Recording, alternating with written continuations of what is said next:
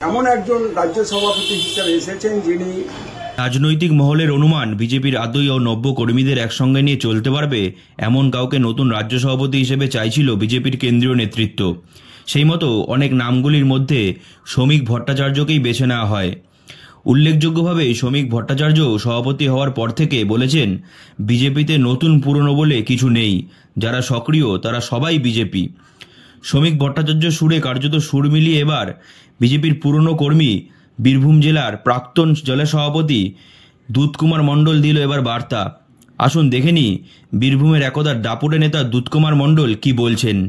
যে বাংলায় বিজেপির রাজ্য সভাপতি হিসেবে মাননীয় শ্রমিক ভট্টাচার্য মহাশয় দায়িত্বে পেয়েছেন।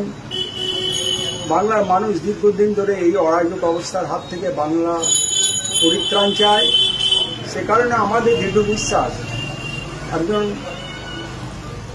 এমন একজন রাজ্য সভাপতি হিসেবে এসেছেন যিনি পুরনোদের এবং নূতনদের সবাইকে নিয়ে এক সমন্বয় গড়ে তুলে এবং এক সমন্বিত পরিকল্পনার দ্বারা বাংলার এই দুরাচারী, ব্যভিচারী, ভ্রষ্টাচারী, এই নারী নির্যাতনকারী, এই যুব সমাজ যারা কর্মহারা হয়ে এখনো রাস্তায় বসে আন্দোলন করছে, সেই বাংলার পরিবর্তনকামী মানুষের সাথে থেকে বাংলার এই সরকারকে বঙ্গোপসাগরে ছুঁড়ে ফেলার জন্য শ্রমিকদের যে আহ্বান, স্বতঃস্ফূর্তভাবে বাংলার মানুষ সেই আহ্বানে সাড়া দেবেন এবং বাংলার এই সরকারের অনিবার্য পতন ঘটাবেন, এটা আমাদের দৃঢ় বিশ্বাস।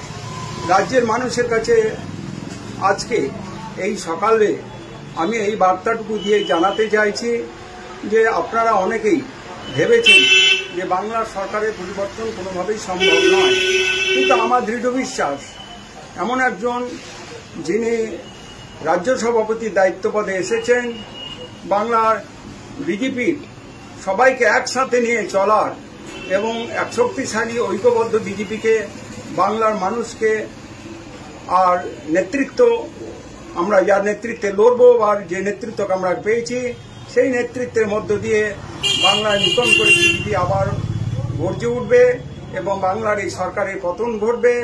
বাংলায় মানুষের যে আশা যে এই সরকারের পতন ঘটিয়ে বিজেপি সরকারকে যে দেখার আগ্রহ নিয়ে এখন বাংলার মানুষ অপেক্ষা করছে, সেটা সুফল হবে।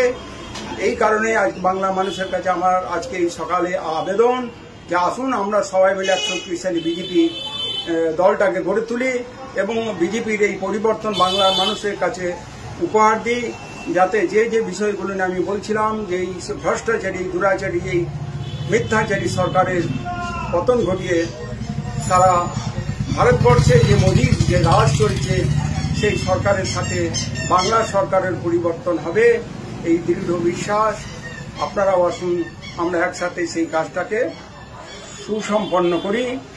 বর্তমানে বিজেপিতে অতটা সক্রিয় নন দুধকুমার মণ্ডল।